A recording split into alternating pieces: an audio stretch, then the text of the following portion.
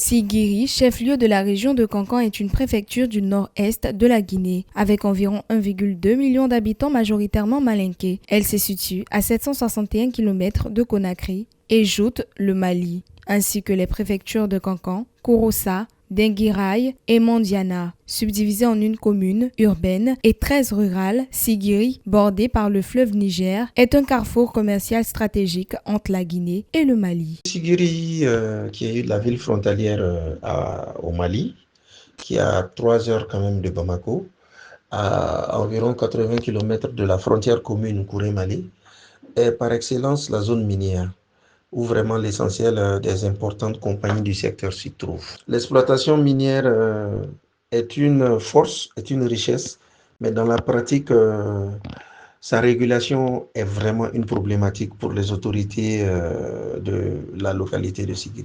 La région de Sigiri se distingue par son savoir-faire artisanal, notamment la poterie, la teinturerie et les objets traditionnels transmis de génération en génération. L'agriculture reste également un pilier de l'économie locale avec la culture de riz, de maïs et de fonio, ainsi que l'élevage et la pêche. L'orpaillage artisanal, pratiqué depuis des décennies, continue d'attirer des investisseurs et de soutenir l'économie locale. Ce mélange d'activités économiques et de traditions culturelles fait de Sigiri une véritable carte postale de la Guinée orientale, avec un potentiel touristique encore peu exploité en raison de manque d'infrastructures adaptées.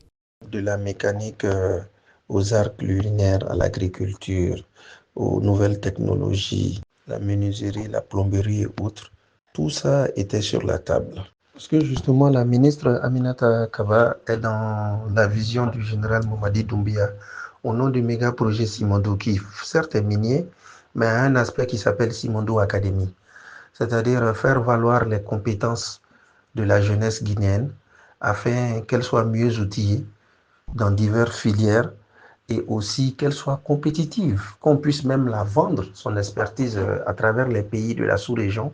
Malgré ses atouts naturels et culturels, la région de Sigiri fait face à des défis majeurs. Un taux de chômage des jeunes de 4,2% en 2024 et 26% des jeunes sans emploi ni formation. L'insertion économique des femmes représente 55% de la population active est également limitée. Ces chiffres appellent à développer l'entrepreneuriat, la formation professionnelle et le tourisme pour un développement durable. Des politiques et investissements ciblés sont essentiels pour exploiter le potentiel de Sigiri et améliorer les conditions de vie.